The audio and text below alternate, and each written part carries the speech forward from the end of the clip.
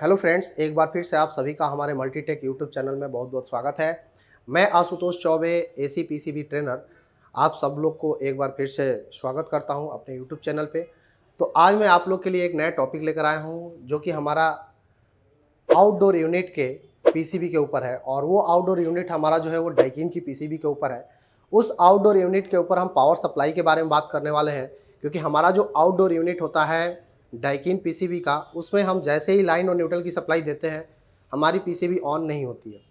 और वो PCB on ना होने का जो रीज़न होता है वो और रीज़न ऐसा होता है कि हमारा जो सप्लाई होता है वो कम्युनिकेशन के थ्रू वहाँ पे जाता है। यानी एसएमपीएस पावर सप्लाई हमारी तभी ऑन होती है जब हम कम्युनिकेशन के थ्रू वहाँ पे स्पार्क कराते हैं, यानी एक दूसरे के साथ टच कराते हैं।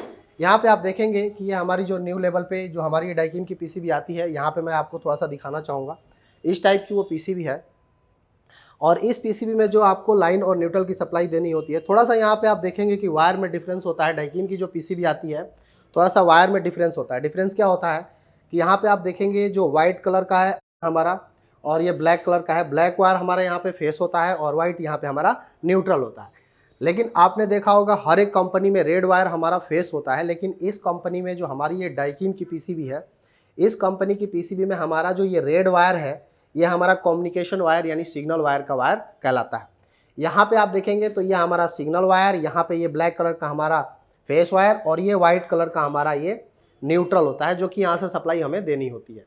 लेकिन आउटडोर को पीसीबी का अगर आप डायरेक्ट चालू करना चाहते हैं, क्योंकि हम अगर बात करें एलजी, सैमसंग और भी बहुत सारी कंपनियां हैं जैसे वोल्टास, पैनासोनिक, अगर इनके आउटडोर पीसीबी को हम डायरेक्ट चालू करना चाहें तो लाइन और न्यूट्रल के ऊपर सप्लाई दे करके हम आउटडोर पीसीबी को चालू कर सकते हैं और उसमें लगी सप्लाई को हम चेक कर सकते हैं।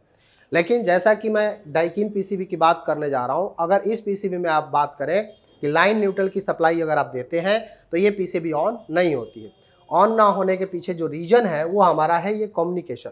यहाँ पे आप देखेंगे ये कम्युनिकेशन के बगल में ही ठीक हमारा एक रिले लगा होता है, जो ये रिले 5 पिन का होता है और इसी 5 पिन के रिले से ही कनेक्ट होता है हमारा पावर सप्लाई एसएमपीएस, जो कि यहाँ पे ये हमारा सप्लाई बना हुआ है। तो इस एसएमपीएस पावर सप्लाई को ऑन करने के लिए जब तक आप यहाँ से जो ये आपकी लाइन सप्लाई है ये ब्लैक वायर, यहाँ से इसके बीच में आप जब तक यहाँ से किसी वायर को लेकर के टच नहीं करेंगे तब तक ये सप्लाई ऑन नहीं होगी।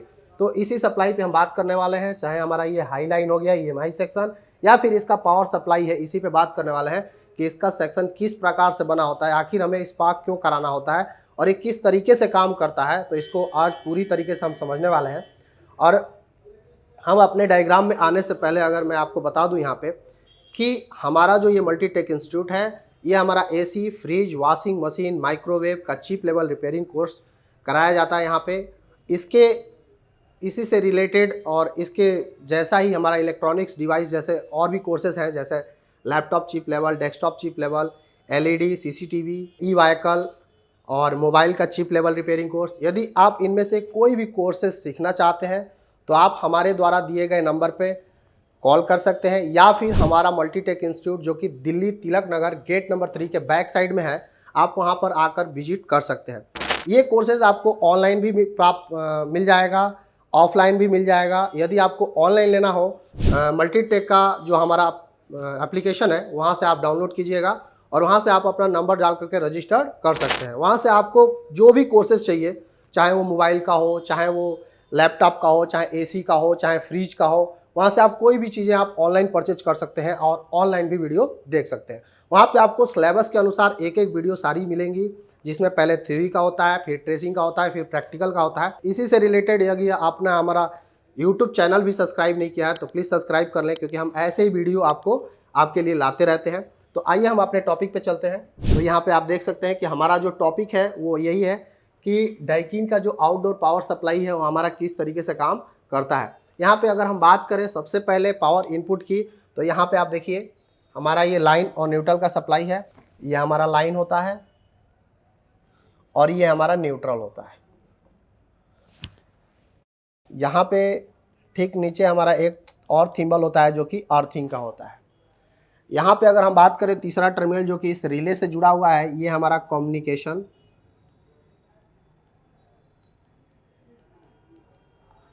अथवा सिग्नल वायर का होता है। तो यहाँ पे ये जो थिम्बल है हमारा वो सिग्नल का है, कम्युनिकेशन वायर का है। यहाँ से अगर आप देखें तो कोई भी पीसीबी हो, वो चाहे इंडोर की हो या फिर आउटडोर की हो, जो सप्लाई हमारी इन होती है वो लाइन और न्यूट्रल से यहाँ से सप्लाई इन कराई जाती है। तो यहाँ से आप देखेंगे लाइन और न्यूट्रल से जब सप्लाई इन कराएंगे तो ठीक इसके आगे हमारा एक फ्यूज़ देखने को मिलता है, जो कि आउटडोर पीसीबी की अगर हम बात करें और उसमें जो हमारा फ्यूज़ लगा होता है वो लगभग 10, 15, 20 एम्पियर का, यानी हाई एम्पियर का लगा होता है यहाँ पे। तो यहाँ पे आप लिख सकते हैं 10, 15, 20 हाई एम्पियर के अनुसार ये लगा होता है, 250 वोल्ट के अनुसार। आगे देखेंगे ये हमारे सर्किट के अनुसार यहाँ पे एमओवी लगा होता है, जो सीरीज और पैरेलल के अनुसार। यहाँ पे एमओवी का कार्य हमारा जो होता है वो सर्किट में बनने वाले स्पाइक और सर्ज से प्रोटेक्शन के लिए होता है। 1 सेकेंड में जो बहुत ज़्यादा वोल्टेज बढ़ जाता है, यानी 1 सेकेंड के भी नीचे जो हमारा मिनी सेकेंड होता है, माइक्रो सेकेंड होता है, उन सेकेंड के अंदर में यदि हमारा वोल्टेज काफ़ी ज़्यादा बूस्ट हो जाता है तो उससे हमारा सर्किट क्या हो सकता है, नुकसान हो सकता है, ख़राब हो सकता है। तो उससे प्रोटेक्ट करने के लिए ये हमारा एमओवी बनाया जाता है। जो कि हमारा जो इन्वर्टर पीसीबी है, इन्वर्टर पीसीबी हमारा सिग्नल बेस पे कार्य करता है, इसलिए यहाँ पे जो सप्लाई हमारी बनाई जाती है हाई लाइन जिसे कहते हैं, ईएमआई सेक्शन कहते हैं या फिर आप फिल्टर सेक्शन कह सकते हैं।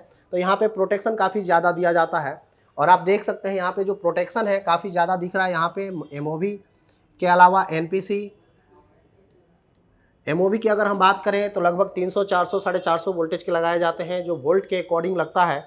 यदि एमओवी ख़राब होता है तो आपको जो एमओवी लगाना है वो भी वोल्टेज के अकॉर्डिंग ही लगाना है, लेकिन कभी भी ध्यान रहे कि अगर 350 वोल्ट का लगा है तो आपको 300 वोल्ट का नहीं लगाना है, उससे आप ज़्यादा का लगा सकते हैं, 350, 400 का लगा सकते हैं।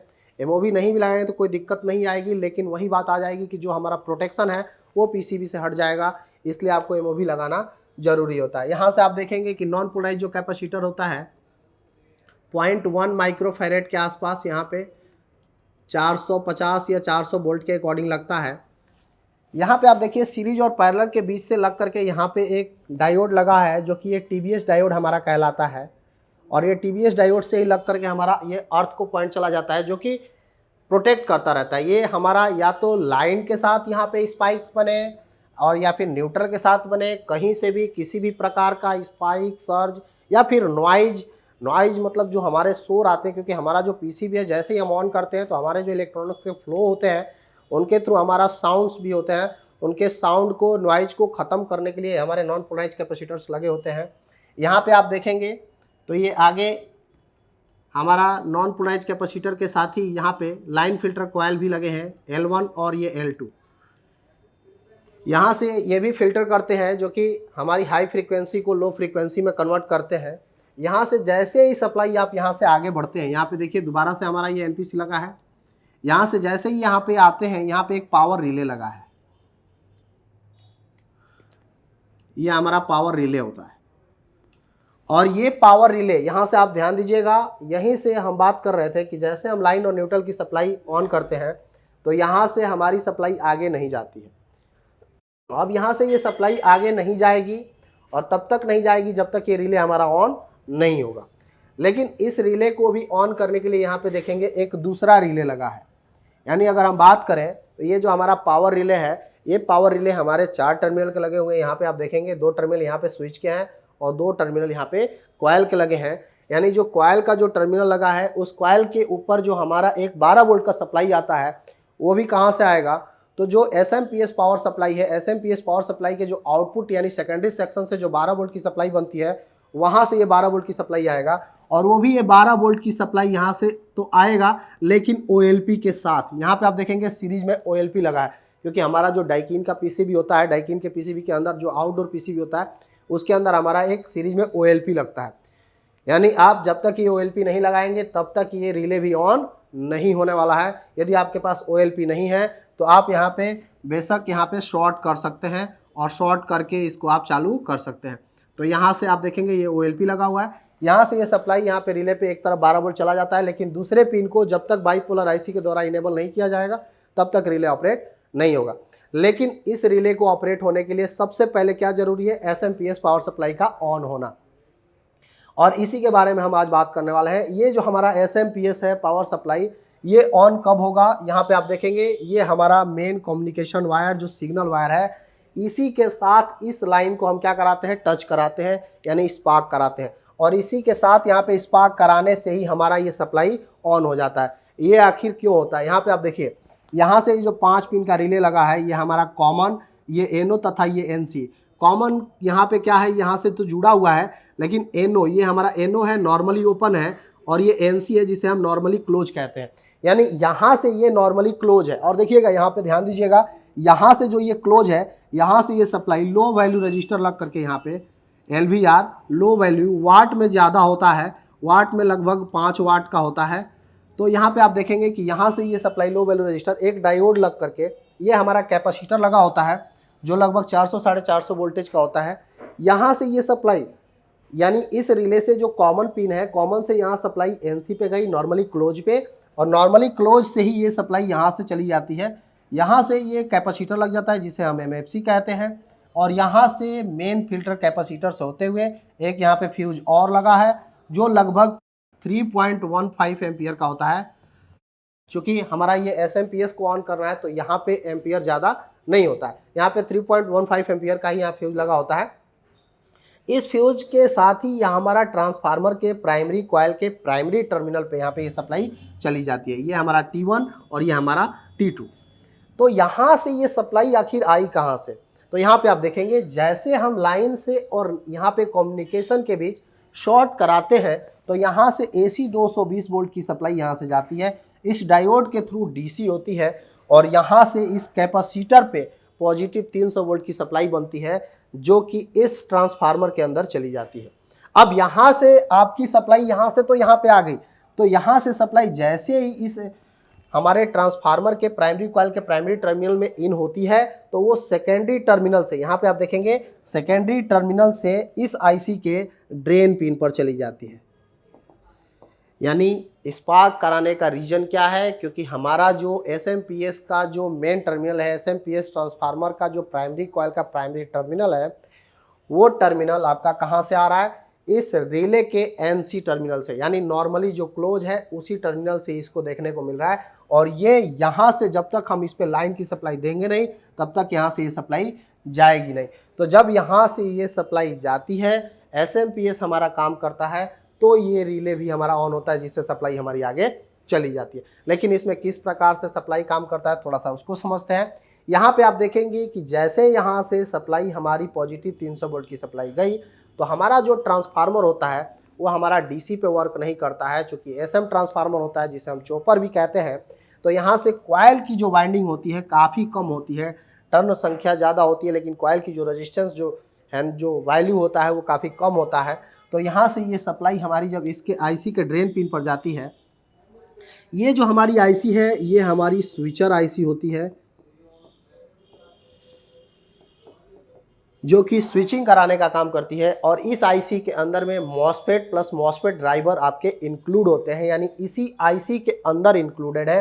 अगर हम IC की बात करें, उसके पहचान की बात करें, तो ये हमारा ड्रेन पिन कहलाता है और ये हमारे सारे सोर्स पिन कहलाते हैं। ये हमारे सारे सोर्स पिन है, ये हमारा ड्रेन पिन है, ये हमारा बाईपास पिन कहलाता है, और इसे हम FB फीडबैक नाम से जानते हैं। यानी ये हमारा पिन क्या कहलाता है? फीडबैक कहलाता है, जो इस SMPS में जो हमारी स्विचिंग होती है उसके लिए फीडबैक देता रहता है। तो यहाँ पे हम देखेंगे कि जब ये IC होती है जो हमारी TNY सीरीज की होती है, और ये TNY के बाद ये हमारे बहुत से सीरीज की आती है, 280, 266, 270, 277, 288, अलग अलग नंबर का देखने को मिलता है यहाँ पे। लेकिन सीरीज की अगर हम बात करें तो TNY होता है, और भी सीरीज की क्या आती हैं, टॉप सीरीज की आती है, MIP सीरीज की आती हैं, LNK सीरीज की आती हैं। तो अलग अलग कंपनी का यहाँ पे देखने को मिलता है। यहाँ से जब ये ड्रेन पिन पर ये पॉजिटिव 300 वोल्टेज की सप्लाई इस IC को मिलता है तो ये IC जो है इस सोर्स पिन के साथ, यानी ग्राउंड पिन के साथ, ये क्या करते हैं, यहाँ पे स्विचिंग कराती है। स्विचिंग कराने में इसमें मैग्नेटिक फील्ड जनरेट होता है, यहाँ पे स्विचिंग होता है, फ्रीक्वेंसी जनरेट होती है। फ्रीक्वेंसी जनरेट होने के कारण यहाँ पे आप देखेंगे कि जो हमारा कॉइल है, कॉइल की वाइंडिंग काफ़ी कम होता है, तो यहाँ पे स्विचिंग काफ़ी फास्ट कराया जाता है, जो लगभग किलोहर्ट्ज़ की स्विचिंग होती है। और यहाँ पे हाई स्विचिंग कराने के कारण हमारा यहाँ पे स्पाइक बनने का डर रहता है। स्पाइक और सर्ज बनने का डर रहता है, जिससे हमारी इस कॉइल को भी खतरा रहता है तथा इस आईसी को भी जलने का चांसेस बना रहता है। तो इसके लिए क्या किया जाता है, यहाँ पे आप देखेंगे एक स्नबर सर्किट बनाया जाता है जो रजिस्टर्स, कैपेसिटर और ये डायोड लगा करके बनाया जाता है, जिससे क्या होता है कि यहाँ पे बनने वाली हाई फ्रीक्वेंसी जो डीसी सप्लाई हमारी जो ज़्यादा स्विचिंग होता है, तो यहाँ से जो एक्स्ट्रा जो वोल्टेज होता है वो हमारा जा करके इस पॉइंट पर दिखाने लगता है। यानी इस रजिस्टर और कैपेसिटर के द्वारा यहाँ पे वोल्टेज ये स्थिर रहता है। क्योंकि यहाँ पे जब स्विचिंग होता है तो स्विचिंग में हमारा मैग्नेटिक फील्ड जनरेट होता है, जिसमें हमारा मैग्नेटिक फील्ड के अंदर जो हमारे पोल होते हैं वो एक्सचेंज होते रहते हैं, जिसके कारण हमारा जो वोल्टेज आता है वो यहाँ पर फिक्स हो जाता है। तो यहाँ पे जब भी आपका स्विचिंग होगा, अगर यहाँ पे आप समझिए कि अगर हमारा वोल्टेज यहाँ पे 300 वोल्टेज है और यहाँ से ये 300 वोल्टेज यहाँ पे आ रहा है और अगर ये आईसी स्विचिंग करा रही है, तो आपको जो यहाँ पे इसके स्नबर सर्किट के ऊपर यहाँ पे जो डायोड के ऊपर जो वोल्टेज दिखने वाला है वो 350 प्लस दिखने वाला है। यानी अगर आपको यहाँ पे 350 प्लस वोल्टेज देखने को मिल जाए तो आप ये समझ जाइएगा कि आपकी जो ये आईसी है यहाँ पे कार्य कर रही है। यहाँ से जैसे ये आईसी आपकी स्विचिंग कराने लगती है तो यहाँ से जो हमारा ये सेकेंडरी कॉइल है, तो हमारा जो ये डाइकिन की पीसीबी है जो कि आउटडोर की पीसीबी है, इसके अंदर जो हमारा आउटपुट होता है, यहाँ पे देखेंगे 2 आउटपुट होते हैं, एक 12 वोल्ट और एक 5 वोल्ट का। यहाँ पे आप देखेंगे 12 वोल्ट और 5 वोल्ट में ये आउटपुट हमारा होता है। हर एक पीसीबी का अलग अलग डिजाइन होता है, किसी में 12, किसी में 5, किसी में केवल 12 बनाया जाता है और उसी 12 वोल्टेज से बाद हमारा रेगुलेटर IC 7805 लगा दिया जाता है। किसी में 18 वोल्टेज बनाया जाता है और वहाँ से डायोड लगा करके सीरीज के अंदर में वोल्टेज को ड्रॉप किया जाता है। यहाँ पे अगर आप देखें तो 2 वोल्टेज बनाया जा रहा है, 12 और 5 वोल्टेज की सप्लाई। यहाँ से ये जो सप्लाई हमारी बनती है आगे, अब चूंकि हमारा प्राइमरी कॉइल में जो स्विचिंग हो रहा है वो हाई फ्रीक्वेंसी के साथ स्विचिंग हो रहा है, तो उस स्विचिंग पे AC को DC में करने के लिए हमारा स्कॉटकी डायोड यहाँ पे यूज किया जाता है। ये जो हमारा डायोड देखने को आपको मिल रहा है ये हमारा स्कॉटकी डायोड होता है, जिसे हम फास्ट रिकवरी डायोड या फिर अल्ट्रा फास्ट डायोड के नाम से भी जानते हैं। यहाँ पे इस डायोड के बाद यहाँ पे हमें DC मिलता है और ये DC हमारा यहाँ पे प्योर फिक्स 12 वोल्टेज DC मिल जाता है। ये फिक्स 12 वोल्टेज DC मिलने का रीजन हमारा ये कैपेसिटर होता है जो कि उसे बूस्ट और फिल्टर करके देता रहता है। यहाँ पे आप देखेंगे कि फिक्स 12 वोल्टेज की सप्लाई बने रहने के लिए एक फीडबैक सेक्शन बनाया जाता है जो कि ऑप्टो कपलर के द्वारा दिया जाता है। अब यहाँ पे ये फीडबैक सेक्शन ऑप्टो कपलर के द्वारा देने का रीजन क्या होता है, क्योंकि SMPS के अंदर में हमारा प्राइमरी सेक्शन अलग होता है और सेकेंडरी सेक्शन अलग होता है। यहाँ से अगर आप ध्यान से देखें तो हमारी जो ये IC लगी है, जो स्विचर IC कहला रही है, जो पावर IC, ओसिलेटर IC जो है ये प्राइमरी सेक्शन में लगी है और यहाँ से अगर हम बात करें तो ये हमारा सेकेंडरी सेक्शन है। लेकिन प्राइमरी सेक्शन में जो IC है उसको हमें फीडबैक देना है जो कि सेकेंडरी सेक्शन में हमारा वोल्टेज बन रहा है उसका। तो यहाँ से वोल्टेज का इसका फीडबैक इसको देने के लिए अब प्राइमरी और सेकेंडरी के बीच हमें एक ऑप्टो कपलर का इस्तेमाल किया जाता है। और इस ऑप्टो कपलर के 1 नंबर पिन पर यहाँ पे आप ध्यान देंगे कि ये हमारा 1 नंबर पिन होता है, ये 2 नंबर, ये 3 नंबर और ये 4 नंबर। तो ऑप्टो कपलर के 1 नंबर पिन पर यहाँ से 12 वोल्टेज की सप्लाई एक रजिस्टर लगा करके दे दिया जाता है। इस रजिस्टर के द्वारा जब इसको 12 वोल्टेज की सप्लाई मिलती है तो यहाँ पे 2 नंबर पिन को यहाँ से ड्रॉप किया जाता है। ड्रॉप करने के लिए आपके अलग अलग सर्किट में अलग अलग चीज़ें देखने को मिलेगा। यहाँ पे अगर आप देखें तो यहाँ पे एक TL431 IC लगी है। ये TL431 IC में आपका एक होता है कैथोड, एक होता है एनोड, एक होता है रेफरेंस। यानी कैथोड पिन हमारा 2 नंबर पिन से जुड़ा होता है और एनोड हमारा ग्राउंड होता है। ये एक प्रकार का जीनर डायोड के थ्रू काम करता है, लेकिन इसमें फ़र्क इतना है कि इसमें एक रेफरेंस पिन होता है। यानी जब तक इसके रेफरेंस पिन पर वोल्टेज आएगा नहीं, और वोल्टेज कहाँ से आता है, तो जहाँ से आपने इसके 1 नंबर पिन पर वोल्टेज दिया है या जहाँ से दिया जाता है वहीं से डिवाइडर बना करके इसके रेफरेंस पिन पर वोल्टेज दिया जाता है। तो यहाँ से आप देखेंगे कि इसके रेफरेंस पिन पर यहीं से डिवाइडर बना करके, यानी पॉजिटिव 12 वोल्ट से डिवाइडर बना करके इसके रेफरेंस पिन पे दे दिया गया है। यहाँ से जैसे इसके रेफरेंस पिन पे वोल्टेज मिलता है, यहाँ का सप्लाई जो कि 2 नंबर पिन पर है ये ड्रॉप होता है और 1-2 नंबर पिन पे लगी हुई ये LED हमारी ग्लो करती है। LED जैसे ही ये ग्लो करती है वैसे ही यहाँ पे 3 नंबर पिन आपका ग्राउंड होता है। जिससे कि 4 नंबर पिन पे बनी हुई सप्लाई हमारी ड्रॉप होती है, क्योंकि हमारी जो EIC है यहाँ पे ये ग्राउंड के रूप में फीडबैक ले रही है, यानी वोल्टेज जो है हमारा थोड़ा सा यहाँ पे ड्रॉप हो रहा है। अब उतना ही ड्रॉप होगा जितना यहाँ पे हमारा वोल्टेज बनेगा, जितनी स्पीड से यहाँ पे स्विचिंग कराई जाएगी। तो यहाँ पे अगर हम फीडबैक की बात करें तो फीडबैक भी आपको अलग अलग सर्किट में अलग अलग तरीके से मिलेगा। किसी में 4 नंबर पिन पर वोल्टेज दिया जाता है और 3 नंबर से आउट करके फीडबैक पर दे दिया जाता है, तो वहाँ पे डायरेक्ट पॉजिटिव सप्लाई के रूप में फीडबैक दिया जाता है। किसी में निगेटिव के रूप में यहाँ से फीडबैक दिया जाता है। तो जब यहाँ से सप्लाई आपकी 12 वोल्ट की सप्लाई बन जाती है, जो कि SMPS से यहाँ से आप देखेंगे कि 12 वोल्ट आपकी आउट हो जाती है, तो यहाँ से ये जब आउट हो जाता है तो हमारा लॉजिक सेक्शन ऑन हो जाता है। यानी सब मिला के हमारा ये है कि ये पावर सप्लाई तभी ऑन होगा जब इस रिले को, यानी इस कम्युनिकेशन सेक्शन के जो टर्मिनल को, जो ये हमारा कम्युनिकेशन सेक्शन है, इसको लाइन के साथ हम स्पार्क कराएंगे, तो यहाँ से ये सप्लाई यहाँ जा करके हमारे SMPS को ऑन करेगी। जब हमारा SMPS ऑन होगा, जिससे कि हमारा लॉजिक सेक्शन ऑन होगा, तो लॉजिक सेक्शन के ऑन होते ही इस पावर रिले को यहाँ से ऑन किया जाएगा। अब पावर रिले जब ऑन होगा तो यहाँ से ये हमारा रिएक्टर होता है, और रिएक्टर के बाद ये हमारा नॉन पोलराइज्ड कैपेसिटर जो लगा होता है, जो बूस्ट करता रहता है। यहाँ से ये कैप सप्लाई हमारी जो होती है, यहाँ से ये हमारी सप्लाई ब्रिज रेक्टिफायर डायोड के बाद एक कैपेसिटर होता है, जो कि ये भी हमारा नॉन पोलराइज्ड कैपेसिटर होता है। यहाँ से ये सप्लाई हमारी चली जाती है IPM के ऊपर। तो ये IPM के ऊपर हमारी सप्लाई तभी जाती है जब यहाँ से हमारा सप्लाई यहाँ पे क्या हो जाता है, बन जाता है। यानी जब तक ये SMPS हमारा ऑन नहीं होता है तब तक ये हमारी सप्लाई यहाँ से पास नहीं होता है। तो ये हमारा डाइकिन PCB का, आउटडोर PCB का पावर सप्लाई है, और उम्मीद है कि आपको ये सप्लाई समझ में आई होगी। अगर ये वीडियो आपको अच्छा लगा हो तो प्लीज़ लाइक और कमेंट करें, और यदि अभी तक आपने हमारा चैनल सब्सक्राइब नहीं किया है तो प्लीज़ चैनल को भी सब्सक्राइब कर लें, ताकि आपको आने वाली वीडियो का एक एक नोटिफिकेशन आपको जल्द से जल्द मिलता रहे। इस वीडियो में इतना ही, मिलते हैं नेक्स्ट वीडियो में, तब तक के लिए धन्यवाद।